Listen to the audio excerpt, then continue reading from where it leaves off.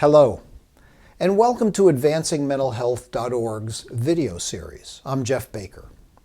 In this segment, we're going to be talking to Gary Brown.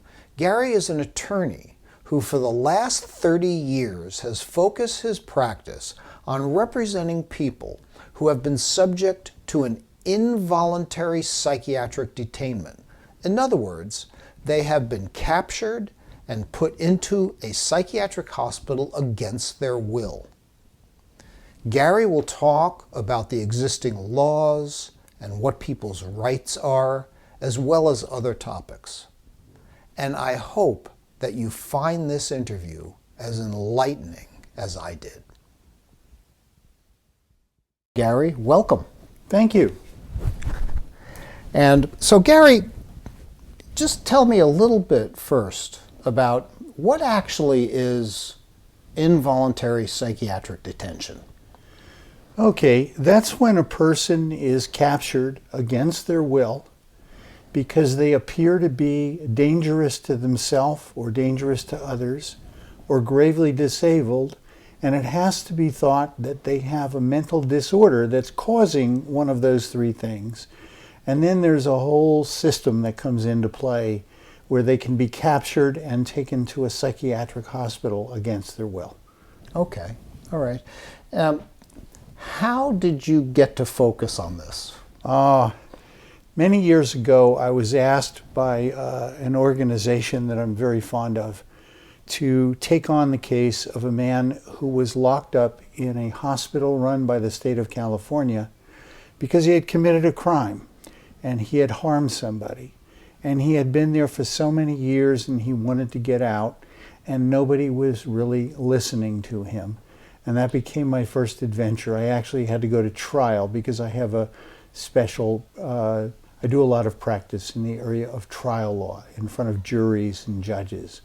And so there I was off to San Diego, living in a hotel room and studying furiously to learn all about this law. Okay. And then you just kind of took to it. It was oh yeah, stirred something up in you. That case showed me a lot about the tremendous wrongness of this whole process. We live in what we believe is a free country. We think that people are entitled to think any way they want, and we only control them when their behavior is wrong. And we've actually reversed that now.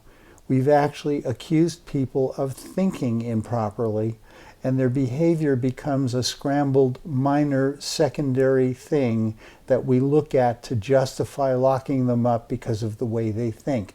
We've got it completely backwards now. And I saw that happening and I shook my head and I said, somebody's got to do something about it. So I looked around for all the other attorneys doing something about it, and here I am. Great, very good. Now, I know the laws differ from state to some degree.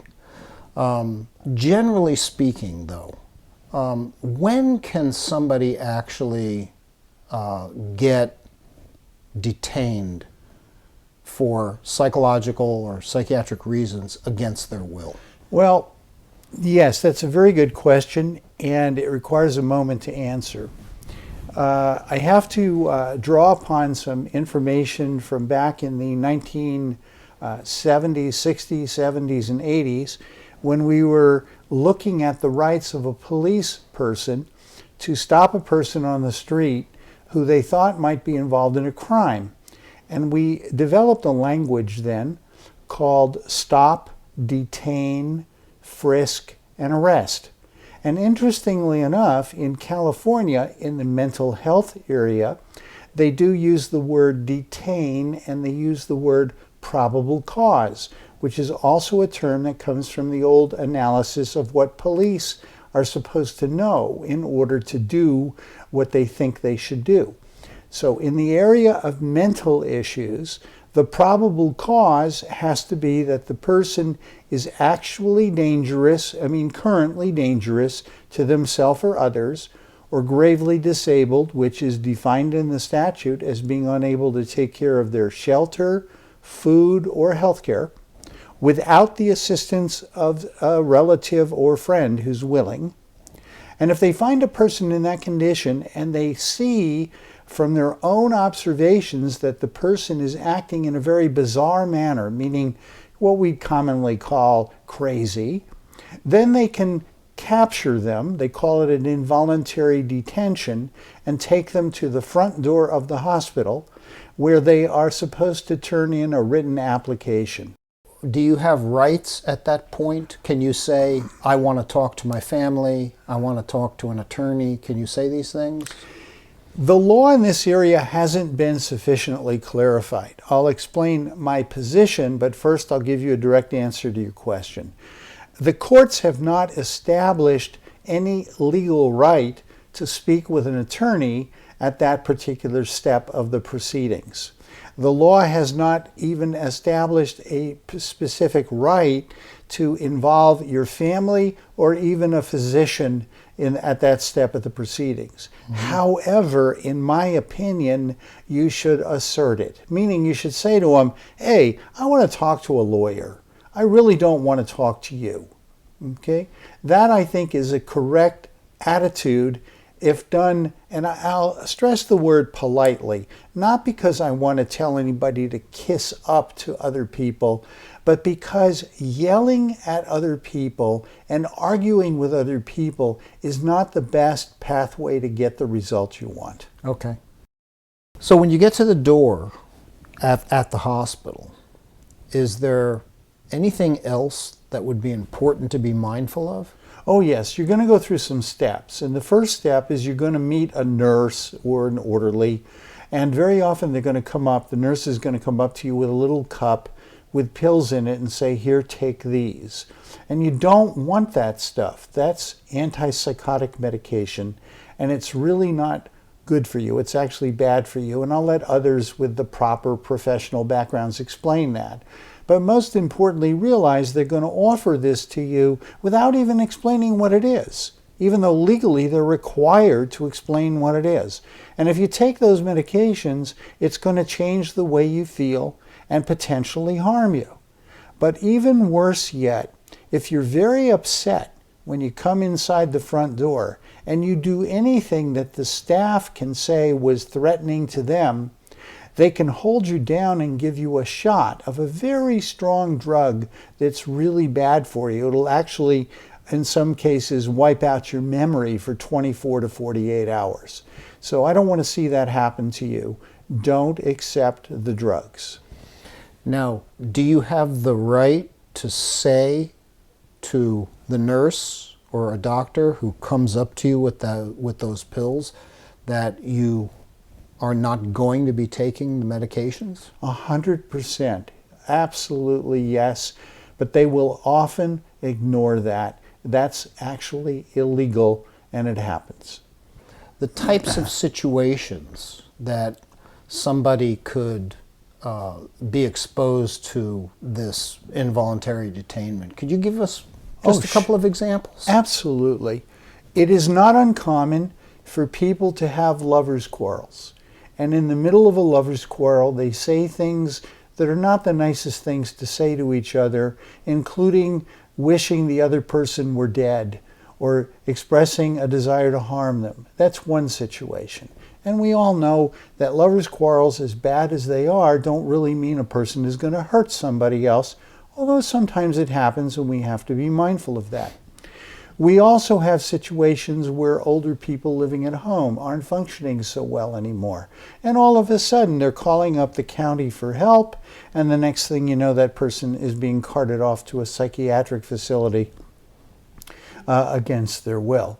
We have situations where a person is wandering on the street, our homeless population or otherwise, and they're acting a bit bizarre. And the question is, are they really a threat to somebody? Are they a threat to themselves? And they can be taken to a psychiatric hospital. These are the kinds of examples. It can come up in any situation where a person is acting in an unusual manner and somebody is concerned that they might be harmful to themselves or others.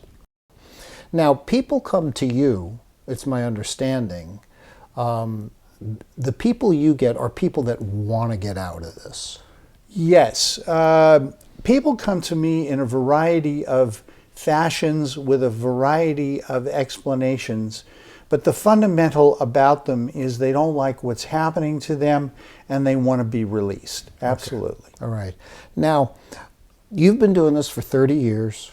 You've had hundreds of these cases. Yep. In historically, what percent, or approximately, what percent of the people that have come to you have been detained illegally? Jeff, I know you were surprised when I told you this, and I want the audience to hear this. Approximately 100% of the time, there's a mistake that's been made, a legal mistake that's been made. And approximately 100% of the time, when I take the time to write a message to the hospital and psychiatrist and fax it over to them, they let go of the person. Okay. Now, how can that happen? In other words, how can there be such a high percentage of illegal detainments? Jeff, the history in this area is something I have studied carefully, and we don't have time for me to go into the history right now, but let me summarize it this way. People went to medical college to gain a medical degree, MD, to become a physician, and they don't study much psychiatry in the medical college. Then they go out and they do rounds and they study a bit and they become psychiatrists, and never once are they actually trained in the legal system at that point. That wasn't what they wanted to do. That isn't what they learned. The same is true with nurses. The same is true even with psychologists. All of a sudden, they're thrust into a world where they are asked to participate in making evaluations about dangerousness and states of mind, which they are not well equipped to do. And every professional I've talked to up close and personal has acknowledged that to me. So when it comes down to the law, from your viewpoint, that's why you have such a high success rate, because there's invariably illegal actions that have taken in most of these confinements. I point out to them that they haven't really developed a sufficient background to determine dangerousness. Mm-hmm. And sometimes I point out to them that their own literature supports that, because way back when we were evaluating police conduct, the psychiatrists were attacked for not turning in bad people. And they, of course, properly said, well, we're physicians and we have to keep the secrets of our patients. That's correct. But they also went on to say, we can't predict violence from bad behavior in the past. And they're quite correct about that. I mean, there's plenty of good reasons why they should say that. So the point is, when the person shows up at the door of the hospital, they should recognize that it's their duty to acknowledge that they can't predict bad behavior. Now, if the application points to specific bad behavior at the time the investigator was involved, that's a different story, but that's very rare. Okay, so and that's why your success rate is so high. That and other reasons. When I point out to them that people are not dangerous, when I point out to them that people are specifically not gravely disabled because they have family and friends that want to help them, and under a very famous Supreme Court case, the United States Supreme Court case from 1975, they're required not to hold them under those conditions. They don't want to go any further because that would lead them into a lawsuit that would involve accusing them of violating the very laws they promised in writing to obey, including the Lanterman-Petrus Short Act, which is the California law, and the United States Civil Rights Act, which requires them to act in particular fashions. Okay.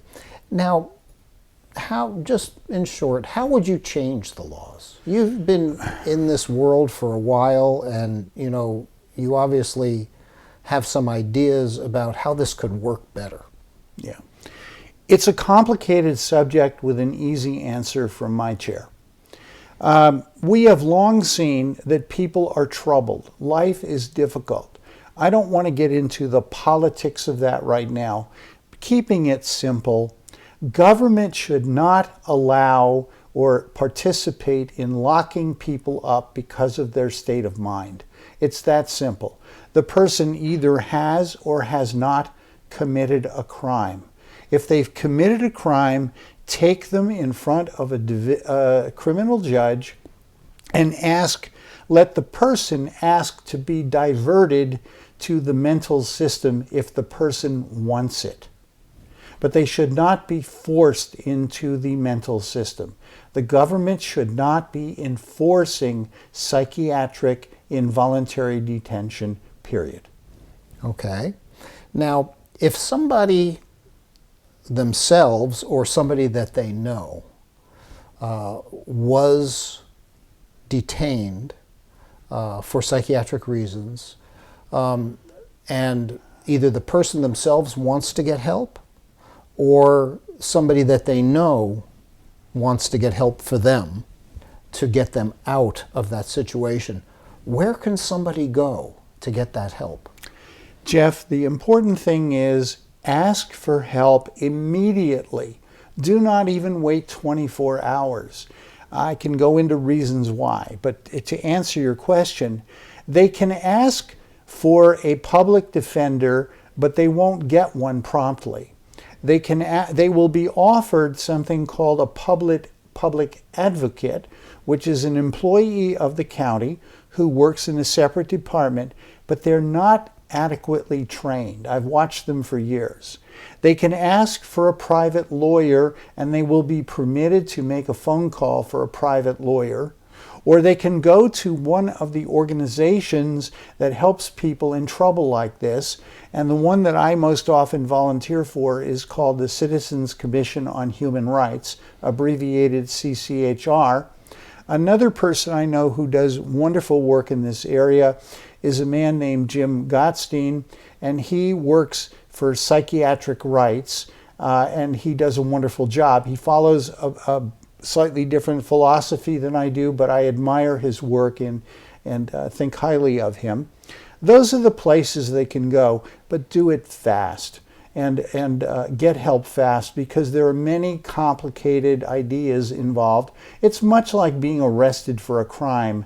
You don't want to work through it on your own. You really want to have somebody who knows how helping you.